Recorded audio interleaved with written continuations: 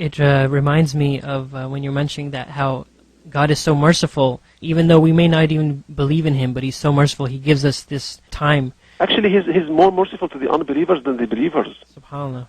Because the believers, usually He warns them. The unbelievers, He gives them an opportunity after another, an opportunity after another.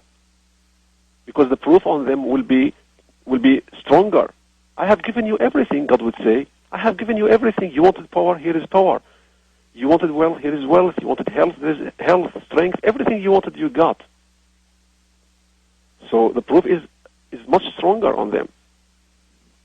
This is why, we need all, Muslims, non-Muslims, to surrender to the will of God. And the key to that is actually repeating this sentence.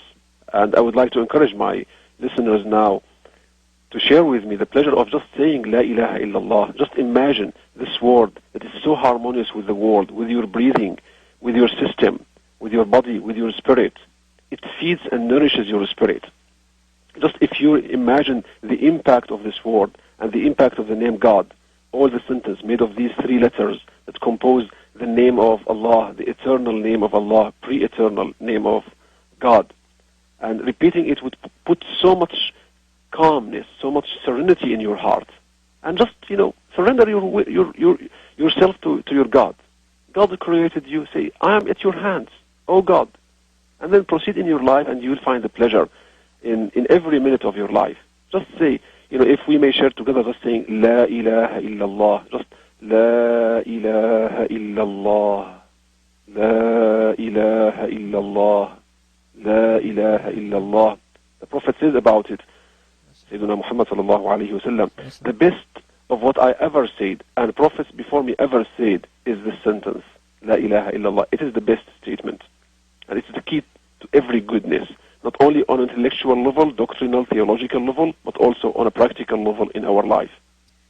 I know we discussed Tawheed and also the Shahada in the beginning of the show, and we touched upon the analogy of the luggage. Would you say that the luggage is the heart? Well, the luggage that we need to prepare is good work, as we may put it in the English language, good work. This is the luggage that we will take with us to the other world. That is to say, no matter how much wealth you have, you're going to leave it for your heirs. No matter how many children you have left. They cry for a few days, then they go to enjoy life. No matter what you've achieved in this life, when you go from this world to the other, there's, you cross, and death, actually, the moment of death is the moment when you cross from one world to the other, and you can't return to tell what's happening there. Then you need something to take with you. It's like, when you travel across space, when you have to take with you certain luggage, not everything works. You have to prepare. So the same also, the luggage that works there is good work. This is what we may say.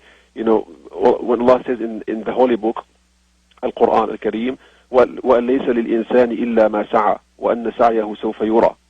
For mankind, for the humans, there is nothing that would benefit them except what they earn, what they prepare for. This is why Allah said, taqwa. Take your luggage. The best luggage is taqwa, righteousness, acts of righteousness. That would benefit you. There was a story that I quoted, and I like to repeat the story of a king, if we have more time. Yes, we definitely have more time, inshallah. And it's a beautiful story, symbolic story that tells us, actually, the reality of what we love and what we like in this world. So there was a king in the Middle East upon time, and he wanted to make lying a crime. So he issued a decree where he stated anyone who is caught making a lie will be punished. And second day, he went with his vizier, first minister, to check on his citizens. So they visited one of the wealthiest merchants in his country. He welcomed them, offered them some food. Upon the conversation, the king asked the merchant, "What's your fortune?" He said, 70,000 pounds. The king was surprised because there were already rumors that the merchant's fortune was in millions, not in thousands. Right. So he turned to his vizier. He said, maybe this is the first lie, but let's wait, let's see. Then, seeing several young men coming in and out, addressing this merchant as Papa, Daddy, so he said, how many children do you have? He said, I have one good child. The king was surprised. So turned to his vizier, said, maybe this is the second lie. Then, continuing the conversation, the merchant looked actually probably 70 or more. He had gray hair. He asked him, what's your age? He said, I have lived 30 good years only. The king was actually surprised and thought he caught a man who made 3 lies, and this is a proof on him. So he went to his palace. The following day, he summoned the court, the judges, and the ulama, and brought the merchant. Do you know me? Do you remember me? Yes, your majesty. He remembered this man now is the king. The king was in disguise. Right. So, do you remember what you said? I asked you about your age. You said you're 70, and the state's record tells that you said you're 30, the state's record tells that you're 70 or more. And I asked you about your fortune. You said you have only 70,000 pounds, gilded pounds, and the state's record tells that your fortune is in millions. And I asked you about your children. You said you have only one child, and the state's record tells you have much more children. So the merchant just asked permission to speak, and when he spoke, he said, well, your majesty, indeed you asked me these questions, and that was my answer, but here's my explanation. Although I have many children, but all of them, except one, are disobedient to me and disobedient to God. So the ones who are disobedient to God are not my children. Only the ones who obey God are real children, and this is only one. This is why I said, the rest are against me. I fed them, but they turned against God. When you asked me about my fortune, I said to you, I have saved 70,000 gilded pounds, and this is the money I paid in charity to help poor people, needy people. The rest of the money is there for my heirs. They are waiting the moment I die to get it. And you asked me about my age. I told you I lived only 30 good years, and these are the years I lived in the worship and the service of God. The rest I lived in disobedience, and I don't consider them part of my life because they are against me, not for me, and I will be responsible for these years on the day of judgment. So it shows to us here, it's a symbolic story, it's beautiful. The king, of course, had to apologize and had to give him the highest rank in his country and honor him. But it shows to us, actually, that we are deluded by facts that are in front of us, so tangible, we are attached to them. So we live just to serve our wives, our husbands, our children, our jobs, our bosses, our own temptations, desires, and so on, while there is a higher goal in our life.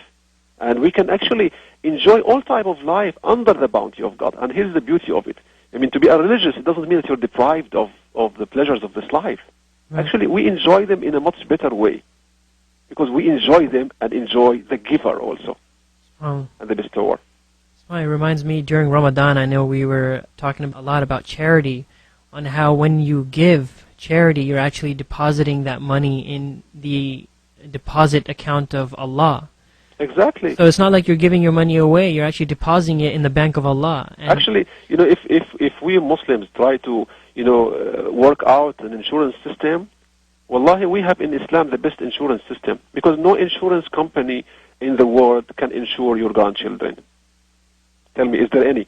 No. Exactly. So this is why in Islam, you put some charity, your grandchildren are going to get it from Allah 10 times more and many times more. The best guarantee for the wealth and welfare of your offspring is when you do something for the sake of God, and then you just wait and see the result of it later on in your lives, later on for your children, for your grandchildren, and for your offspring.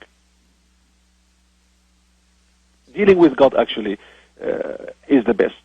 Making deals with God, because people love business, and probably in this area here, in America, people invest in business, stock market, everything, NASDAQ you have, everywhere.